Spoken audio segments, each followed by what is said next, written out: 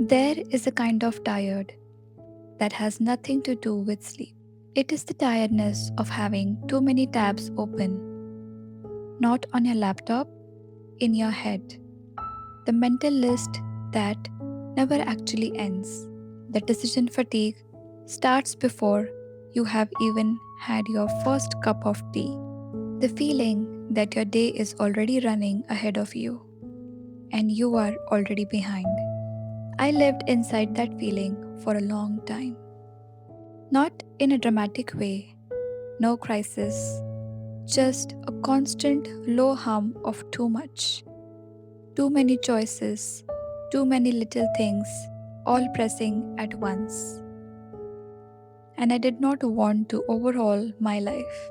I did not want to move to a cottage in the countryside or get rid of everything I own. I just wanted my days to feel quieter. Without a planner or a productivity system, my home felt calmer and my brain less full. And I thought, I want to share this. Because if you're here and watching this, I think you might be feeling some version of what I was feeling. This video is about 10 habits that made the biggest difference for me. None of them are dramatic, all of them are real. If you're new here, welcome. This channel is a space for slow living, for choosing a little less, for doing everyday things with lot more intention and less stress. I make videos about simplifying your home, your routines, your mornings, your mindset. If that sounds something you need right now, I think you will like what is coming. So let's dive into it.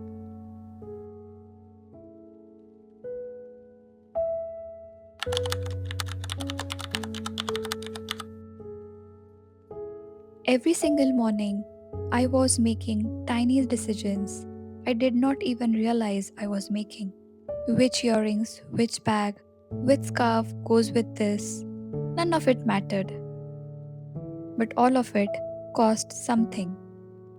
A little bit of energy, a little bit of mental space, every single day.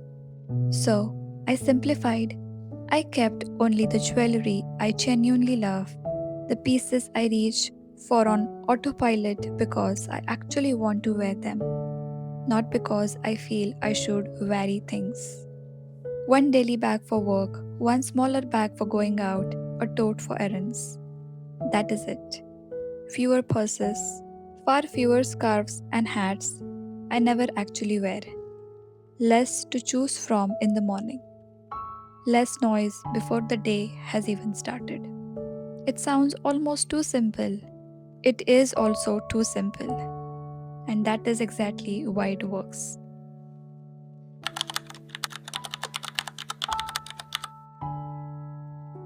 There is a specific kind of flat that comes from being on screens all day. Not sleepy, not stressed exactly, just depleted. Like your brain has quietly run out of room. I started building tiny pauses into my days. And I mean tiny. 5 minutes, sometimes even 3. Making a cup of tea slowly, sitting with my cat. His name is Oreo. He does not care about my to-do list. Watering the plants, standing at the window and not thinking about anything in particular. These breaks sound almost embarrassingly small, but they reset something in me. They remind me that I am a person and not a machine. Stepping away from the screen is not laziness, it is maintenance. It is how I stay sane.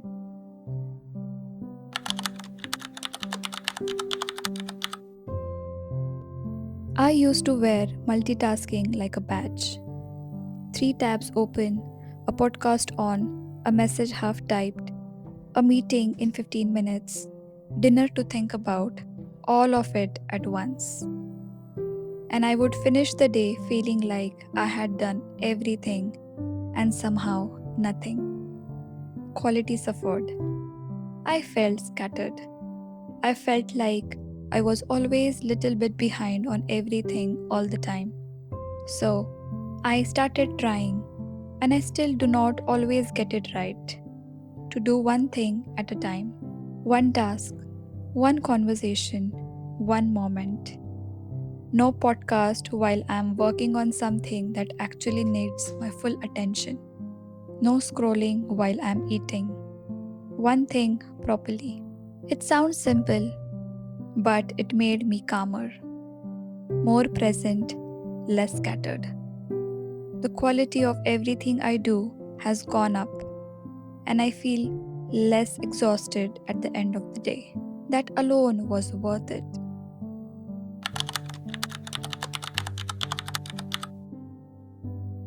Money used to be this background anxiety I carried everywhere. Not a crisis, just a vague, nagging sense of not really knowing where it was going. A subscription I had forgotten about. A bill I had not quite budgeted for. A month that somehow ended with less than I expected. My husband and I started sitting down together at the beginning of every month. Not a big financial summit, just a quiet conversation over tea. What is coming up in this month? What do we want to save for?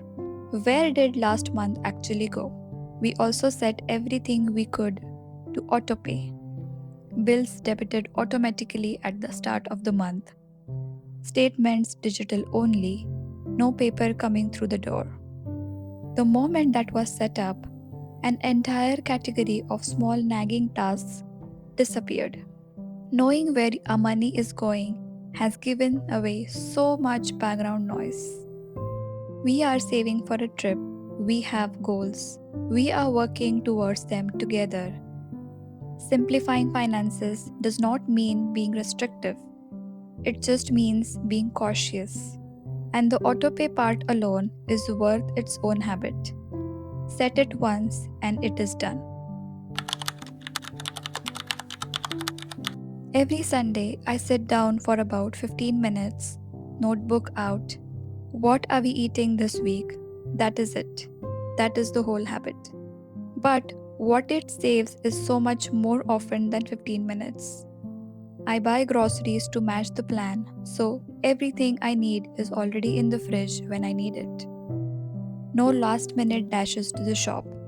No standing in the kitchen at 7:30 on a Tuesday, exhausted, trying to think of something to make. It saves money because I am not buying things I will not use.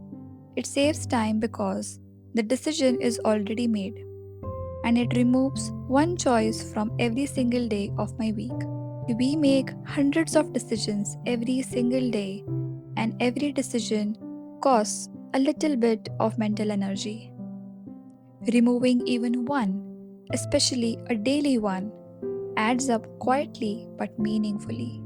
So we are halfway through, and if you're still here, if this is landing for you, that genuinely means something to me.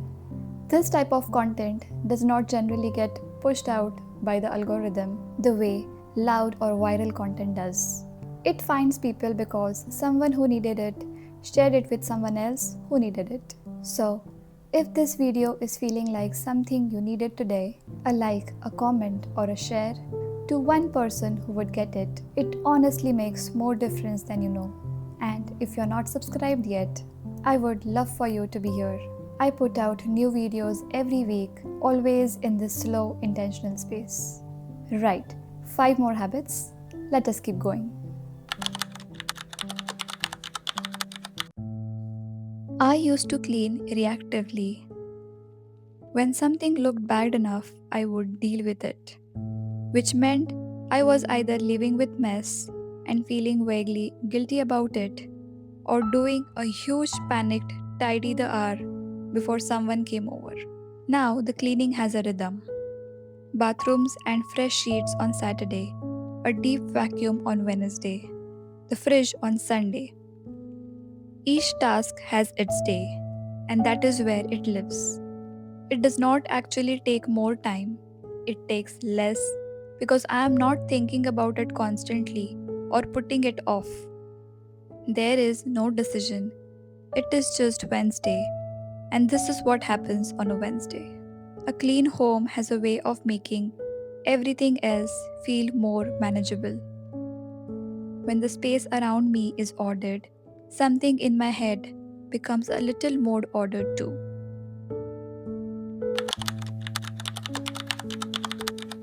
This one was an act of self protection.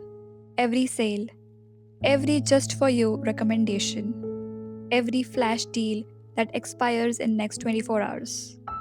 All of it was designed, beautifully, precisely designed to make me feel like I was missing something, like I did not quite have enough. So I unsubscribed, not just from the obvious ones, from all of it. If I did not actively need it or genuinely want it, it went. My inbox is quieter now, my mind is quieter, and my spending is quieter too, because I am not being tempted by things I did not know I wanted until someone told me I did. You do not have to delete social media. You do not have to become a minimalist. Just stop letting the noise in through the front door. My brain is not a storage system. I stopped expecting it to be. There is a certain kind of low level stress that comes from trying to hold everything in your head. Oreo's next vet appointment, the thing you need to pick up on the way home, the email you cannot forget to send, the birthday is coming up faster than you think. I keep a list of everything now: the home, errands, my content, my cat schedule, a list for things I want to do eventually that I do not want to lose but do not need to action today.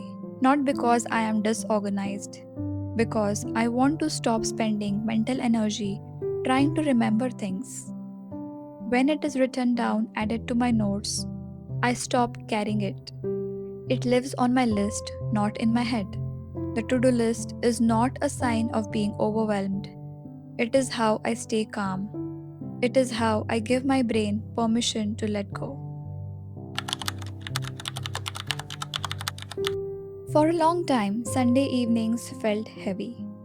Not because anything was wrong, but because I was spending them bracing, running through the week ahead. Everything I had not done, everything I needed to do, turning rest into preparation for stress. I started treating Sunday differently, not as the last day before the week, as its own day. I do my meal plan in the morning, 15 minutes and it is done.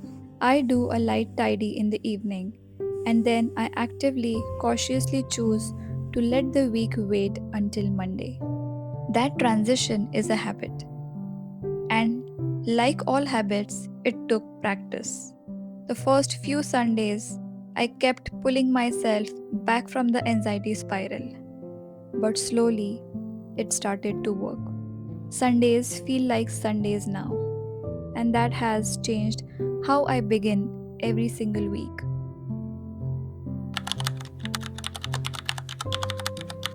This might be the habit I love the most. Before I go to sleep, I do a small reset of the home. The dishwasher goes on. I do a quick vacuum. We have a cat, so dust and fur are the daily reality I have made peace with.